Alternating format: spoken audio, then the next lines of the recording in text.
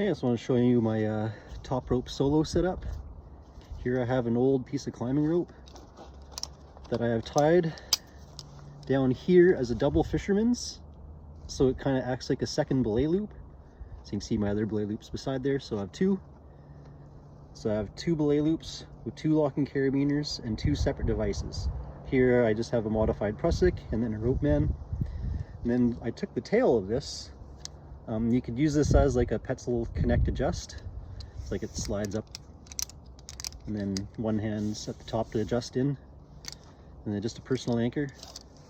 I'm using it all summer, or half the summer now I should say, but probably a dozen times now I've taken it out and I'm really happy with it actually. This is a little bit long of a tail sometimes, but I find if I just tuck it in my leg loop, then it avoids me putting my knee through it. At the top of my climb, I have the middle of the rope going through the rappel rings, and there's a locking carabiner and a clove hitch on each side. So it's isolating each strand, which is why I feel comfortable climbing on a soft goods. I'm doing that because if I'm working a spot that's kind of small, or if I do fall, I kind of like falling on the prusik first. Actually, I think there's a different name for this, so I'll have to correct that at some point, rather than falling on a tooth device.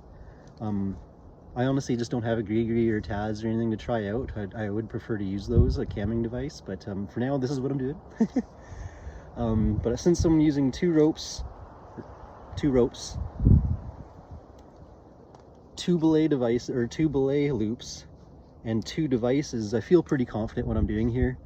And then once I get to the top of the climb, I just take off my two locking carabiners, which will let go of the clove hitches, and then I'm left with a clean climbing anchor, and then all I have to do is tube device and then rewrap my prusik so it goes around both lines, and then I got a locking down here in my leg loop.